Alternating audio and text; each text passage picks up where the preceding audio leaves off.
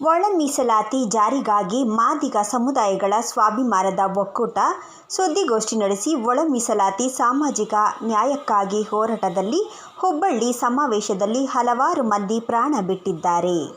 ಬೆಳಗಾವಿ ಸಮಾವೇಶದಲ್ಲಿ ಅಪಘಾತಕ್ಕೀಡಾಗಿ ಸುಮಾರು 20ಕ್ಕೂ ಹೆಚ್ಚು ಜನ ಗಾಯಾಳುಗಳ ಸಂಸಾರ ಬೀದಿ ಪಾಲಾಗಿದೆ. ದಲಿತರ ಹೋರಾಟದ ಪರವಾಗಿ ಮೀಸಲಾತಿ ಸಿಕ್ಕಿರುವುದು ಸ್ವಾಗತ.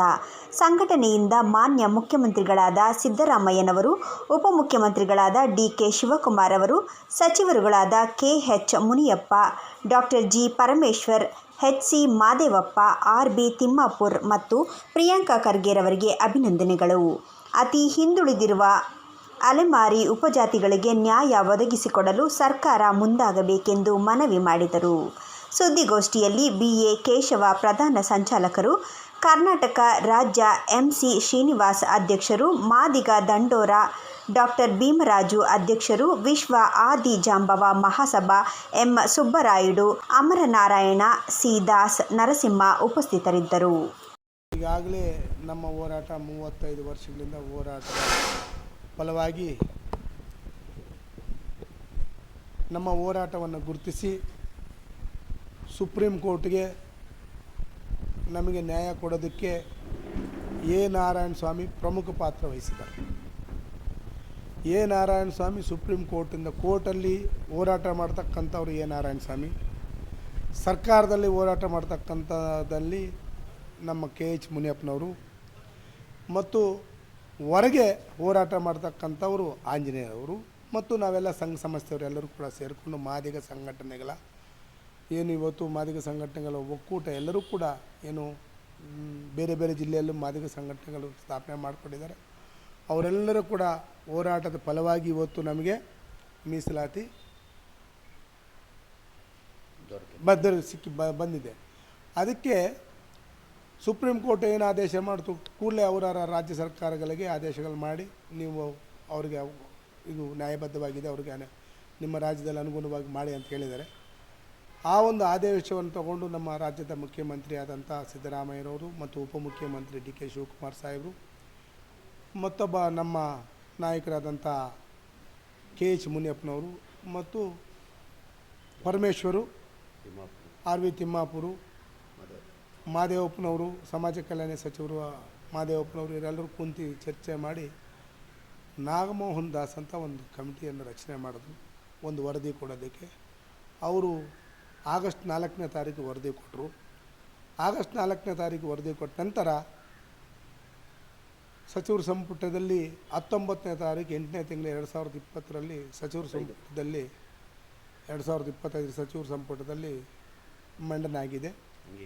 ಅಂಗೀಕಾರ ಮಾಡಿದರೆ ನಮಗೆಲ್ಲರಿಗೂ ಕೂಡ ಸಂತೋಷ ಅಂಗೀಕಾರ ಮಾಡಿರೋದಕ್ಕೆ. ಯಾಕಂದರೆ 30 ವರ್ಷ ಹೋರಾಟದ ಫಲವಾಗಿ 19ನೇ ತಾರೀಕು 8ನೇ ತಿಂಗಳು 2025ರಲ್ಲಿ ಮಾಡಿದ್ದಕ್ಕೆ ನಾವೆಲ್ಲರೂ ಕೂಡ ಎಲ್ಲರೂ ಸಂತೋಷ ಪಡ್ತಾಯಿದ್ವಿ. ಸರ್ಕಾರಕ್ಕೆ ಸ್ವಾಗತವನ್ನು ಸ್ವಾಗತಿಸ್ತಾ ಮತ್ತೊಂದು ನಾವು ಒಂದು ಅಭಿನಂದನೆ ಸಮಾರಂಭ ಕೂಡ ಮಾಡ್ಕೋಬೇಕಂತ ನಾವೆಲ್ಲರೂ ಕೂಡ ತೀರ್ಮಾನ ಮಾಡ್ತಿದ್ವಿ.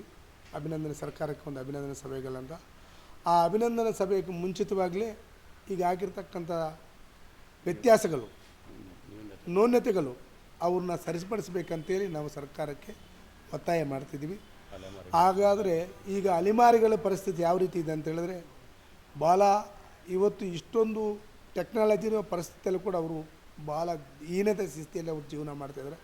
ಅವ್ರನ್ನ ಗಮನದಲ್ಲಿಟ್ಟುಕೊಂಡು ಅವ್ರಿಗೆ ನ್ಯಾಯ ಕೊಡಿಸೋದಕ್ಕೆ ಅವರವರ ಜಾತಿಗಳ ಈಗ ಮಾದಿಗ ಸಂಬಂಧಿಸಿದ ಜಾತಿಗಳನ್ನು ನಮ್ಗೆ ಸೇರಿಸಿ, ವಲಯರ ಜಾತಿಗೆ ಸಂಬಂಧಿಸಿದವರು ಅವ್ರಿಗೆ ಸೇರಿಸಿ, ಉಪಜಾತಿಗಳ ಸಂಬಂಧಿಕರು ಅವರು ಸೇರಿಸಿ, ಈ ಡಕ್ಕಲ ಮತ್ತು ಮಾಸ್ಟಿಂಗಿ ಸಿಂಧಿ ಅವರಿದ್ದಾರಲ್ಲ, ಈಗ ಅವರು ಸೇರಿಸಿ ಕಡೆ ಅಲ್ಲಿ ಅವರು ಸ್ಪರ್ಧೆ ಮಾಡಲಿಕ್ಕಾಗಲ್ಲ. ಯಾಕಂದರೆ ನಾವು ಇಷ್ಟು ಮೀಸಲಾತಿ ತೊಗೊಂಡಿದ್ದೀವಿ, ನಾವೇ ಅವ್ರನ್ನ ಎದುರಿಸೋಕ್ಕಾಗ್ತಿಲ್ಲ ಅಂತ ಹೇಳಿದ್ರೆ ಇನ್ನು ಅವರೆಲ್ಲ ಎದುರಿಸೋಕ್ಕಾಗತ್ತೆ.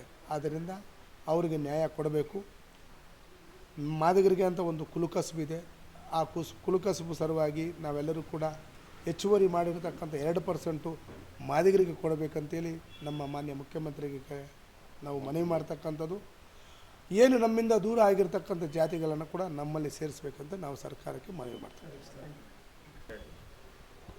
ಈಗ 30-35 ವರ್ಷಗಳ ಒಳ ಮೀಸಲಾತಿ ಹೋರಾಟ ತಮಗೆಲ್ಲ ಗೊತ್ತೇ ಇದೆ. ಒಂದೇ ಒಂದು ವಿಚಾರಕ್ಕೆ 35 ವರ್ಷಗಳು ಹೋರಾಟ ಮಾಡಿದ್ವಿ ಅಂತಂದರೆ ಇನ್ನು ಇತರೆ ವಿಚಾರಗಳಿಗೆ ಇನ್ನು ಎಷ್ಟು ವರ್ಷ ಮಾಡಬೇಕು ಗೊತ್ತಾಗ್ತಿಲ್ಲ. ಆ ಥರ ನಮಗೊಂದು ಅನುಮಾನ ಬರ್ತಾಯಿದೆ. ಆದರೂ ಕೂಡ ಏನಾಗಿದೆ, 35 ವರ್ಷಗಳ ಹೋರಾಟದಲ್ಲಿ ಏನು ಸದಾಶಿವ ಆಯೋಗದ ವರದಿ ಏನು ಕೊಟ್ಟರು, ಸದಾಶಿವ ಆಯೋಗದ ವರದಿ ಸಂಕ್ಷಿಪ್ತವಾಗಿತ್ತು. ಆ ಸಂದರ್ಭದಲ್ಲೇ ಈ ಮೀಸಲಾತಿ ಮಾಡ್ಬೋದಾಗಿತ್ತು. ಇವತ್ತೇನು ಮಾಡಿದ್ದಾರೆ 13 ವರ್ಷ ಬಿಟ್ಟು ಅದನ್ನು 2012ರಲ್ಲೇ ಮಾಡ್ಬೋದಾಗಿತ್ತು.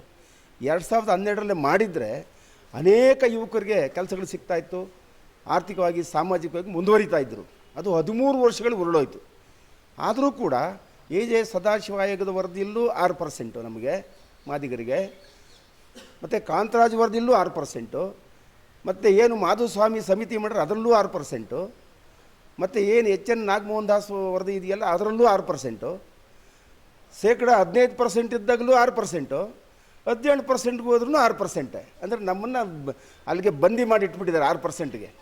ಇವತ್ತೇನಾಗಿದೆ, ಕರ್ನಾಟಕ ರಾಜ್ಯದಲ್ಲಿ ಅತಿ ಹೆಚ್ಚು ಜನಸಂಖ್ಯೆ ಇರ್ತಕ್ಕಂಥವ್ರು ಮಾದಿಗರು ಅಂತ ಹೇಳ್ಕೊಂಡು ತಿರುಗ್ತಾರೆ, ಮತ್ತು ವರದಿಗಳಲ್ಲೂ ಇದೆ. ಆದರೆ ಬೆನಿಫಿಟ್ ಮಾತ್ರ ಶೂನ್ಯ. ಏನು 6% ಇವತ್ತು ಕೊಟ್ಟಿದ್ದಾರೆ, ನಮಗೆ ಆಕ್ಚುಲಿ ನಮ್ಮ ಜನಸಂಖ್ಯೆಗೆ ಆಧಾರವಾಗಿ 8% ಬರಬೇಕಾಗಿತ್ತು. ಬೇಡ, 15% ಇದ್ದಿದ್ದನ್ನು 17% ಮಾಡಿದಾಗ, 15% ಇದ್ದಾಗ 6% ಕೊಟ್ಟರು, 17% ಆದಾಗ ಒಂದು ಕೊಡ್ಬೋದಾಗಿತ್ತು. ಅಟ್ಲೀಸ್ಟ್ 17% ಆದರೂ ಕೊಟ್ಟರೆ ನಮ್ಗೆ ಸಮಾಧಾನ ಆಗ್ತಾಯಿತ್ತು. ಖಂಡಿತವಾಗ್ಲೂ ಈಗ ಏನು 6% ಕೊಟ್ಟು ನಮ್ಮ ಜನಸಂಖ್ಯೆ ಆಧಾರದ ಮೇಲೆ ಸರಿಯಾಗಿ ಆಗ್ತಾಯಿಲ್ಲ, ನಮ್ಗೆ ಅನ್ಯಾಯ ಆಗಿದೆ ಅಂತ ಒಂದು. ಇದಕ್ಕಿಂತ ಹೆಚ್ಚಿನ ಅಘೋರ ಅನ್ಯಾಯ ಅಂತಂದರೆ ಏನು ಅಲೆಮಾರಿಗಳು ಈ ಡೋರಾ ದಕ್ಕಲಿಗ ಇವರೆಲ್ಲ ಏನಿದ್ರು ಅವರು ನಮ್ಮ ಜೊತೆಲಿದ್ದರು. ಅವ್ರಿಗೇನಾದರೂ ಒಂದು ನ್ಯಾಯ ದೊರಕಿಸ್ಬೇಕು ಅಂತ ನಾವು ಅವ್ರ ಜೊತೆಲಿ ಸೇರ್ಕೊಂಡು ಹೋರಾಟ ಮಾಡ್ತಿದ್ದ ಸಂದರ್ಭದಲ್ಲಿ ಈಗ ಏನು ಅವ್ರನ್ನ ತೆಗೆದುಬಿಟ್ಟು ಅವ್ರಿಗೆ ಏನು ಕೊಟ್ಟಿರ್ತಾರೆ, ಸದಾಶಿವ ನಾಗಮೋಹನ್ ದಾಸ್ ಏನು 1% ಕೊಟ್ಟಿದ್ರು ಅವರಿಗೆ, ಅದನ್ನು ತೆಗೆದು ಸ್ಪೃಶ್ಯ ಜಾತಿ ಜೊತೆಲಿ ಹಾಕಿದ್ದಾರೆ. ಇವ್ರು ನಮ್ಮ ಜೊತೆಲ್ಲೇ ಹೋರಾಟ ಮಾಡಲಿಕ್ಕೆ ಅವ್ರ ಕೈಲಿ ಶಕ್ತಿ ಇಲ್ಲ ಅಂಥವ್ರನ್ನ ತೆಗೆದು ನೋಡ್ಬಿಟ್ಟು ಸ್ಪೃಶ್ಯ ಜಾತಿಗೆ ಹಾಕಿದ್ದಾರೆ. ಅವ್ರಿಗೆ ಅನ್ಯಾಯ ಆಗಿದೆ. ದಯಮಾಡಿ ಅಲೆಮಾರಿಗಳಿಗೆ ಏನು 1% ಕೊಟ್ಟಿದ್ರು ಅದನ್ನು ಅವ್ರಿಗೆ ಕೊಡಬೇಕು ಅಂತ ನಮ್ಮ ಒತ್ತಾಯ ಸರ್.